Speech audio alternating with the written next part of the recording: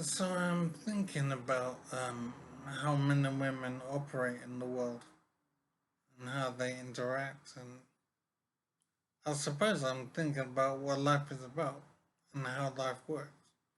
And it seems that it's just men and women making babies endlessly, and so life just seems to be just living for the sake of living. There doesn't seem to be a goal as such. A man grows up, a woman grows up, and a man meets a woman and has a relationship, and then it leads to children, and then the child grows up, and the child looks for a partner out there from some other partnership, and then he or she forms their own partnership and go on to produce children. So I think it's strange that life just seems to be living for its own sake. It really is hard to see any kind of goal as such. The only goal of life that can be seen is to make more life, to explore and invent things and improve the manner of living and make life easier so that the production of more children is easier as well. So I'm wondering if on Earth, for example, there's any kind of endpoint. Is there some state of equilibrium where we will stop producing more and more children? Or is it the plan, nature's plan as such? Is it the plan to just make more and more babies endlessly, and then that will become more and more children will be produced, society will grow and grow. I'm wondering how much the Earth can support.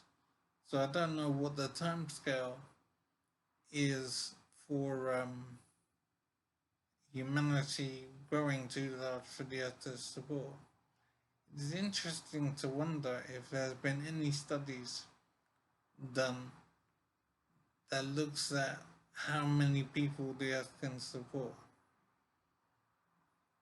I think food and whatever. I used to think that that might become unsustainable, but I know now that our food comes from the sun.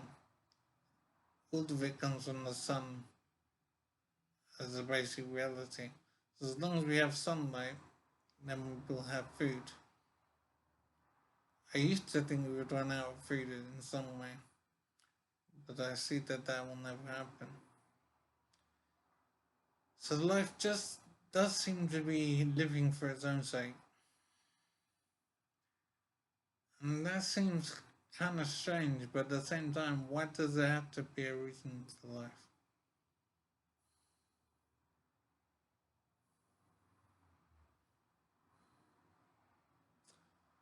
So I'm thinking, should we be treating other life forms the way we do? Because we kill insects and pests like rats and mice without a second thought. But we regard the taking of human life to be very serious. But cats and dogs, I suppose, matter more than insects, but they still are not particularly valuable. And even gorillas and monkeys, chimpanzees, whatever, they're not particularly important either. Only humans matter. I think that's interesting because life is significant in itself, isn't it? So should we be selling ant killer and fly killer spray and whatever, and mouse traps and bear traps, etc.? It's hard to appreciate the value of life and the importance of life. But it seems we've decided that only human life is worth very much. And I'm thinking about other life forms that are bound to exist elsewhere. And I'm wondering if we'll ever meet these life forms.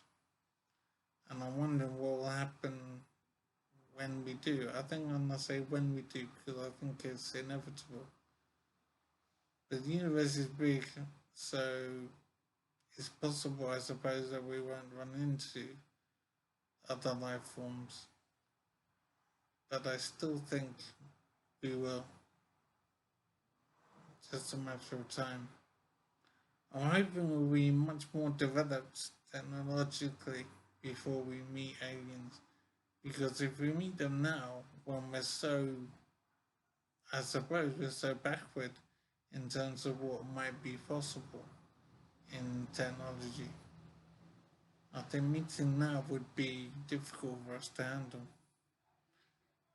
But if we were more advanced and we had better weaponry and we basically knew more about the universe, it seems to me that that would be a much better situation. I think it is strange to almost be certain that we will meet aliens one day. It is a kind of incredible reality that we're living in, where we will meet aliens one day, and how that will go is interesting and scary, obviously.